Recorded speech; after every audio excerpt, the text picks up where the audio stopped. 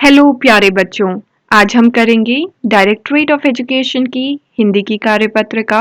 ये है कक्षा 4 के बच्चों के लिए 21 तारीख की 150 नंबर की। विद्यार्थी यहाँ अपना नाम, यहाँ अपने शिक्षक व शिक्षिका का नाम लिखेंगे। नमस्कार प्यारे बच्चों, कैसे हैं आप?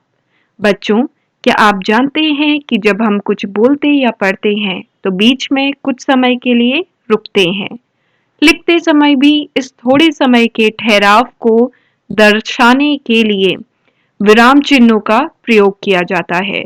विराम का अर्थ है रुकना या ठहरना। अगर हम विराम का उचित प्रयोग ना करें तो अर्थ का अनर्थ हो जाएगा। उदाहरण के लिए इन दोनों वाक्यों को पढ़िए। रोको मत जाने दो।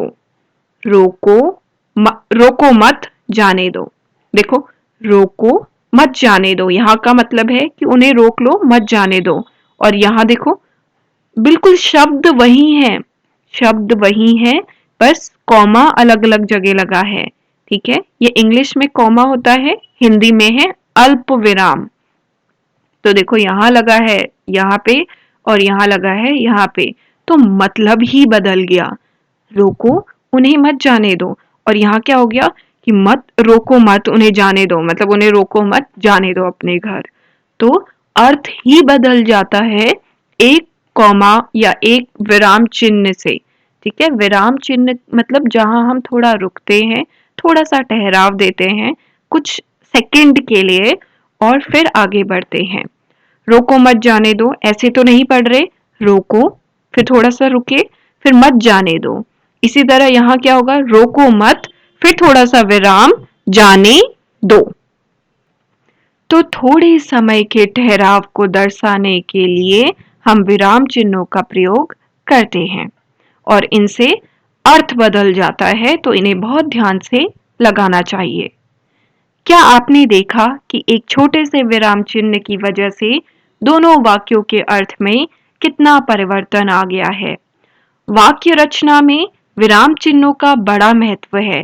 तो आइए बच्चों, आज हम जानते हैं कि हम वाक्य रचना में किस प्रकार विराम चिन्हों का प्रयोग करते हैं। जो चिन्ह बोलते या पढ़ते समय रुकने का संकेत देते हैं, उन्हें विराम चिन्ह कहते हैं। तो वो चिन्ह जो हमें थोड़ी देर रुकने का संकेत दें, वे चिन्ह हैं विराम चिन्ह। आइए सीखते हैं कि लिखते समय इन चिन्हों को किस प्रकार दर्शाया जाता है। कुछ विराम चिन्ह इस प्रकार हैं। पूर्ण विराम चिन्ह। तो पूर्ण विराम चिन्ह ये है जिससे कि पता चलता है कि हाँ, जो ये वाक्य है ये खत्म हो गया है। पूर्ण विराम चिन्ह का प्रयोग वाक्य पूरा होने पर उसके अंत में किया जाता है। जैसे मैं चौथी कक्षा में पढ़ती हूँ, पूर्ण विराम, इसका मतलब वाक्य पूरा हो गया है। तो जब हम ये दिखाते हैं कि वाक्य पूरा हो गया है, उसके अंत में हम पूर्ण विराम चिन्ह लगाते हैं। अगला, प्रश्नवाचक चिन्ह। प्रश्नवाचक चिन्ह ये रहा। इसका प्रयोग प्रश्न पूछते या लिखते समय वाक्य के अंत में किया जाता है। जब हम किसी से प्रश्न पूछ रहे हो तो उस वाक्य में इसका इस्तेमाल करते हैं। जैसे, तुम क्या कर रहे हो? प्रश्न पूछ रहे हैं कि तुम क्या कर रहे हो, इसलिए हमने अंत में प्रश्नवाचक चिन्ह लगाया है। अगला, अल्प विराम चिन्ह। अल्प विराम चिन्ह का मतलब है कॉमा। ठीक है, ऐसे लगता है।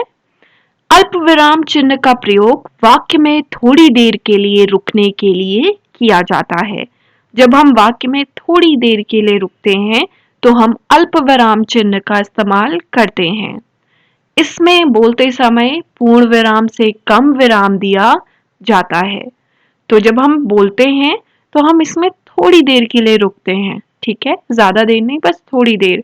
और थोड़ी देर रुकने के लिए हम अल्प विराम चिन्ह का इस्तेमाल करते हैं।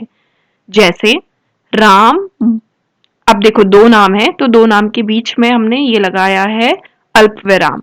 राम मोहन तो नहीं बोलते, राम फिर थोड़ी देर रुकेंगे क्योंकि ये विराम चिन्ह है, यहाँ पे अल्प विराम चिन्ह। राम, मोहन और सलमा मेला देखने गए। अब अगला है विस्मयादि बोधक चिन्ह। ये कैसा चिन्ह है? ये अब इस चिन्ह का प्रयोग कैसे किया जाता है और कहां? इस चिन्ह का प्रयोग दुख, आश्चर्य, खुशी, घृणा आदि भाव को प्रकट करने के लिए किया जाता है। तो विस्मयादि बोधक चिन्ह का प्रयोग कब करते हैं? जब हम अपने भाव को प्रकट करना चाहते हैं, अपनी फीलिंग्स को, चाहे वो दुख की हो, आश्चर्य की हो, खुशी की हो या घृणा की हो। जैसे वाह, तो वाह मतलब हमें अच्छा लगा, तो हमने विस्मयादि बोधक चिन्ह लगाया, तुमने तो कमाल कर दिया। ठीक है, आइए इन चिन्हों का कुछ अभ्यास करते हैं। नीचे दिए गए विराम चिन्हों के सामने उनका नाम लिखिए।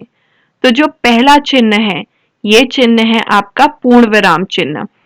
आप लिखेंगे इस यहाँ पे पहले वाले में पूर्ण विराम चिन्ह। ठीक है, दूसरा जो है आपका ये है प्रश्नवाचक, तो इसमें लिखेंगे प्रश्नवाचक चिन्ह। जो तीसरा है ये है विस्मयादि बोधक। ठीक है, तो ये तीसरे में लिखना विस्मयादि बोधक चिन्ह। जो आखिरी है कॉमा, ये है आपका अल्प विराम चिन्ह। ठीक है, ये आपने यहां लिखना है नीचे। अब अगला प्रश्न है, नीचे लिखे वाक्यों में उपयुक्त विराम चिन्ह लगाकर इन्हें अपनी कॉपी में लिखिए। पहला, सुनीता थोड़ी देर रुककर उन्हें रस्सी कूदते खेल कूदते गेंद खेलते देखती रही। तो बच्चों देखो, सुनीता थोड़ी देर रुककर उन्हें रस्सी कूदते कॉमा गेंद खेलते देखती रही पूर्ण विराम। क्योंकि देखो अगर एक साथ बोलेंगे रस्सी कूदते गेंद खेलते तो नहीं, आपको यहाँ विराम चिन्ह देना पड़ेगा। तो रस्सी कूदते कॉमा गेंद खेलते देखती रही पूर्ण विराम, यहाँ पे पूर्ण विराम आएगा और यहाँ पे अल्प विराम आएगा। इसके बाद ये सब लोग मेरी तरफ भला इस तरह क्यों देख रहे हैं? अब ये क्यों से पता चल रहा है कि प्रश्न पूछा गया है, तो प्रश्न वाला चिन्ह आएगा। तुम्हारे पास यह अजीब सी चीज क्या है? अब इस क्या से भी पता चल रहा है कि यहाँ कौन सा चिन्ह आएगा? प्रश्न। अगला, अमित छट से सुनीता की पहिया कुर्सी के पीछे चढ़ गया पूर्ण विराम। ठीक है, तो अब ये एक बार रिपीट कर रही हूं। सुनीता थोड़ी देर रुककर उन्हें रस्सी कूदते कॉमा गेंद खेलते देखती रही पूर्ण विराम। ये सब लोग मेरी तरफ भला इस तरह क्यों देख रहे हैं? फिर क्वेश्चन मार्क, प्रश्न वाला चिन्ह आ जाएगा। तुम्हारे पास यह अजीब सी चीज क्या है? फिर से आपने कौन सा चिन्ह लगाना है? प्रश्नवाचक। अमित झट से सुनीता की पहिया कुर्सी के पीछे चढ़ गया पूर्ण विराम चिन्ह। सुनीता आजकल ऑनलाइन पढ़ाई कर रही है। वह अपने चाचा जी को पत्र के द्वारा ऑनलाइन पढ़ाई के अनुभव बताना चाहती है। क्या आप उचित विराम चिन्हों तथा नीचे लिखे शब्दों का प्रयोग करते हुए पत्र लिखने में सुनीता की मदद कर सकते हैं? तो चलिए पत्र लिखते हैं। सबसे पहले आप अपना पता लिखेंगे जहां आप रहते हैं, अपना, मामा का नहीं, अपना। फिर दिनांक लिखेंगे, जिस दिन आप ये पत्र लिख रहे हैं उस दिन का दिनांक, डेट। फिर आदरणीय मामा जी, सादर प्रणाम। हम यहाँ कुशल पूर्वक हैं। आशा है आप भी सकुशल होंगे। मामा जी, कोरोना के कारण हमारे स्कूल बंद हैं। मेरी ऑनलाइन क्लास चल रही है। हमारे अध्यापक हमें ऑनलाइन पढ़ा रहे हैं और रोज हमें व्हाट्सएप पर वर्कशीट भी मिलती है जो कि बहुत दिलचस्प और ज्ञान से भरी होती है। ऑनलाइन क्लास का अनुभव बहुत ही मजेदार है, हालांकि दोस्तों की बहुत याद आती है। मैं तो बस इस महामारी के समाप्त होने का इंतजार कर रहा या रही हूं ताकि दोबारा स्कूल जा सकूं। मामा जी, आप भी अपना ध्यान रखिएगा। बिना मास्क के बाहर न जाएं। आशा करती हूँ आपसे जल्द मुलाकात होगी। आपका प्यारा भतीजा या भतीजी। अपना फिर नाम लिख दीजिएगा। और बच्चों, अगर आपने चैनल को सब्सक्राइब नहीं किया है, कर लीजिए ताकि आने वाली वर्कशीट आपकी मिस ना हो। यहाँ है एक नोट आपके लिए कि बच्चों, विराम चिन्हों के अधिक अभ्यास के लिए अपनी रिमझिम की अभ्यास कार्य पुस्तिका के पृष्ठ संख्या 123 को करें। और मम्मी पापा के लिए सुझाव है, विराम का अर्थ है रुकना। कोरोना महामारी के कारण पिछले कुछ समय से जीवन में कुछ विराम सा आ गया है। बच्चों के साथ विचार विमर्श करें कि इस समय में भी कैसे हमें हिम्मत से काम लेते हुए कोरोना जैसी महामारी का डट कर सामना करना चाहिए। और कोविड से बचने के लिए हाथों को नियमित रूप से धोते रहिए। तो बच्चों, चैनल को सब्सक्राइब करना ना भूलें। मैं मिलती हूँ कल नई वर्कशीट के साथ। बाय।